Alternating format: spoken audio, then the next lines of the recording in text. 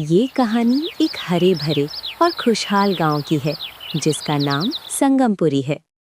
यहाँ के लोग मेहनती थे और खाने के बड़े शौकीन भी। दिन भर मेहनत करने के बाद जैसे ही शाम होती, गांव के लोग कुछ न कुछ खाने के लिए बाजार की ओर निकल पड़ते थे। उसी गांव में बिहार से एक आदमी आया था जिसका नाम राजू था। वो काम की तलाश में भटक रहा था और उसके पास रहने के लिए कोई मकान भी नहीं था। तभी उसे गांव का एक आदमी दिखाई देता है। वो कोई और नहीं बल्कि गांव का सरपंच था। सरपंच उस आदमी को देखकर कहता है, मैं इस गांव का सरपंच हूँ। तुम कौन हो? मैंने तुम्हें यहाँ पहले कभी नहीं देखा। जी सरपंच जी, मैं बिहार से यहाँ काम की तलाश में आया हूँ, लेकिन मेरे पास रहने के लिए कोई मकान नहीं है। तुम उसकी चिंता मत करो, मेरे पास एक मकान खाली पड़ा है। अगर चाहो तो तुम उसमें रह सकते हो, लेकिन हर महीने तुम्हें 600 रुपये देने पड़ेंगे। ठीक है सरपंच जी, मुझे ये मंजूर है। मैं जल्द ही कोई काम ढूंढकर पैसे कमा लूंगा और इस महीने का किराया आपको दे दूंगा। तभी सरपंच राजू को उस मकान के पास ले जाता है और राजू को रहने के लिए उसका मकान मिल जाता है। लंबे सफर के कारण राजू बहुत थक चुका था, इसीलिए वो आराम करने के लिए सो जाता है। अगली सुबह होती है और राजू काम की तलाश में गांव में घूमने लग जाता है। उसे समझ नहीं आ रहा था कि वो कौन सा काम करे। तभी वहां से मुकेश आता है और कहता है, अरे भाई, क्या तुम गांव में नए हो? हाँ भाई, मैं कल ही बिहार से यहाँ काम की तलाश में आया हूँ, लेकिन मुझे कोई काम ही नहीं मिल रहा। मैंने सुना है कि बिहार की चिकन बिरयानी बहुत स्वादिष्ट होती है। तुम उसका ही ठेला क्यों नहीं खोल लेते? हमारे गांव के लोगों को बिरयानी बहुत पसंद है। तुम्हारी खूब बिक्री होगी। सही कह रहे हो भाई, मुझे बिरयानी बनानी आती है और इसी बहाने मुझे काम भी मिल जाएगा, लेकिन मेरे पास ठेला नहीं है। तुम उसकी चिंता मत करो, मेरे पास एक ठेला रखा हुआ है। तुम मेरा ठेला ले जाओ और पैसे आते ही मुझे दे देना। धन्यवाद भाई, आपकी वजह से मुझे बहुत मदद मिलेगी। अगली सुबह होती है। राजू चिकन और मसाले लेने चिकन की दुकान पर पहुंच जाता है। भाई 5 किलो चिकन दे दो, थोड़ा सही दाम लगाना, मैं इस गांव में नया हूँ। हमारे गांव में सभी लोग ईमानदार हैं, हम किसी से भी ज्यादा पैसे नहीं लेते। फिर राजू चिकन बनाने के लिए मसाले और चिकन लेकर अपने घर की ओर जाने लगता है। राजू घर पहुंचकर चिकन बिरयानी बनाने लगता है।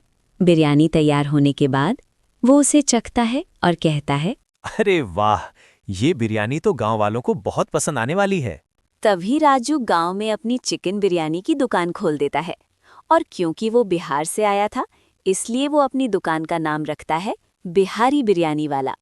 तभी दूसरी तरफ से सुरेश आता है और कहता है, अरे भाई, क्या तुम नए हो? मैंने तुम्हें यहाँ पहले कभी नहीं देखा। हाँ भाई, मैं कल ही बिहार से यहाँ काम के लिए आया था और मैंने अपनी चिकन बिरयानी की दुकान खोली है। खुशबू तो बहुत अच्छी आ रही है। एक काम करो, मुझे एक प्लेट खाने को दे दो। तभी राजू सुरेश को बिरयानी खाने के लिए दे देता है। सुरेश बिरयानी खाने लगता है और कहता है, अरे वाह भाई, बिहार की बिरयानी तो सच में बड़ी मस्त है। बताओ भाई, ये कितने की है? एक प्लेट मात्र 70 रुपए की है। अरे वाह, ये तो बहुत सस्ती है और स्वाद भी अच्छा है। एक काम करो, मुझे एक प्लेट पार्सल भी दे दो। तभी राजू सुरेश को एक प्लेट चिकन बिरयानी पार्सल दे देता है और सुरेश अपने घर की ओर जाने लगता है। धीरे धीरे शाम हो जाती है और उसकी दुकान पर खूब भीड़ लगने लगती है। वो अपनी सारी बिरयानी बेचकर घर की ओर जाने लगता है। आज तो काफी मुनाफा हो गया है। ऐसे ही बिरयानी बेचकर मैं घर और ठेले दोनों के पैसे चुका दूंगा। फिर अगली सुबह होती है। रोज की तरह राजू अपनी चिकन बिरयानी बेचने निकल जाता है। उसे रोज अच्छा मुनाफा हो रहा था। 3-4 दिन लगातार अच्छा मुनाफा होने के बाद वो शाम को सरपंच को अपने घर का किराया और मुकेश को उसके ठेले के पैसे दे देता है। इसके बाद वो अपने घर जाकर आराम से सो जाता है। अगली सुबह होती है। राजू बिरयानी बनाता है और अपना ठेला लेकर बेचने निकल जाता है। अरे ये क्या, आज तो काफी कम लोग आ रहे हैं। तभी धीरे धीरे लोग आने लगते हैं और बिरयानी खत्म होने लगती है। शाम हो जाती है। बस एक प्लेट बिरयानी बची होती है। तभी दो दोस्त राजेश और रमेश वहां आते हैं। दोनों को बिरयानी खानी थी। अरे भाई, एक प्लेट बिरयानी दे दो। मुझे भी एक प्लेट बिरयानी दे दो। अरे भाइयों, बिरयानी तो बस एक ही प्लेट बची है। हाँ तो क्या हुआ, मैं पहले आया हूँ, मुझे ही दे दो। अरे ऐसे कैसे? मैं पहले आया हूँ, वो बिरयानी मुझे दो।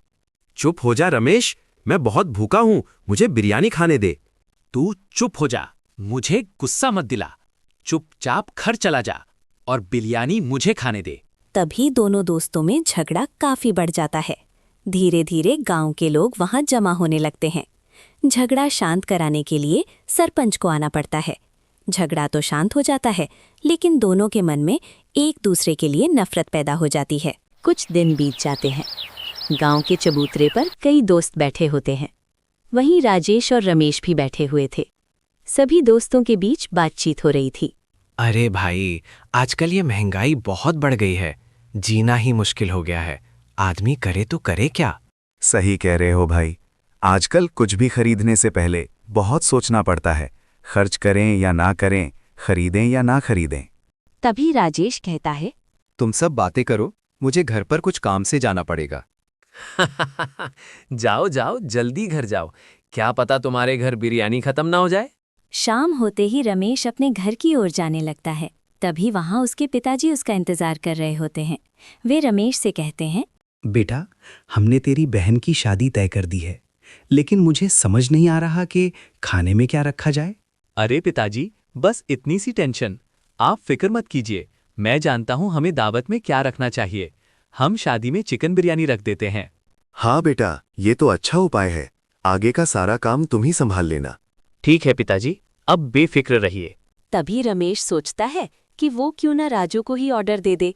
उसकी बिरयानी काफी स्वादिष्ट होती है और दावत में सभी लोग बिरयानी खाकर खुश भी हो जाएंगे। तभी रमेश राजू की दुकान की ओर जाने लगता है। अरे राजू भाई, मुझे 3 दिन बाद के लिए चिकन बिरयानी का ऑर्डर देना था। हाँ, हो जाएगा रमेश भाई। आप मुझे बता दीजिए, कितने लोगों के लिए आपको बिरयानी चाहिए? कम से कम 50 लोगों के लिए बना दोगे? हाँ, हो जाएगा। 50 लोगों के होंगे तो 3,500 रुपये लगेंगे। ठीक है, तुम कर देना। और ये लो 1500 रुपये एडवांस, बाकी के पैसे शादी के बाद दे दूंगा। ये कहकर रमेश घर आकर अपने पिताजी को ऑर्डर के बारे में बता देता है। उसी गांव में रमेश के घर शादी पड़ी थी और ये बात राजेश को पता चल गई। राजू भाई, मुझे भी उसी दिन का बिरयानी का ऑर्डर देना है जिस दिन उस रमेश के घर दावत है। लेकिन मैंने पहले ही रमेश का ऑर्डर ले लिया है, मैं तुम्हारा ऑर्डर नहीं ले सकता। मैं तुम्हें रमेश से 2 गुने पैसे दूंगा, बताओ मंजूर है या नहीं? राजू के मन में लालच आ जाता है। वो राजेश का ऑर्डर ले लेता है और रमेश के पास जाने लगता है। अरे रमेश भाई, मैं तुम्हारा ऑर्डर नहीं ले सकता। मुझे कहीं और जाना है, वहाँ मुझे ज़्यादा मुनाफा हो रहा है। लेकिन मैंने तो पहले ऑर्डर दिया था और हमारी बात भी हो गई थी। मैं ये सब कुछ नहीं जानता, मुझे सिर्फ अपने पैसों से मतलब है। ये कहकर राजू अपने घर की ओर जाने लगता है। रमेश ये बात सरपंच के पास लेकर जाता है। सरपंच जब इस मामले की जांच करते हैं तो उन्हें पता चलता है कि दोनों दोस्तों की दुश्मनी के कारण राजेश ने ज्यादा पैसे देकर ऑर्डर दिया था ताकि शादी के दिन रमेश के घर दावत ना हो सके।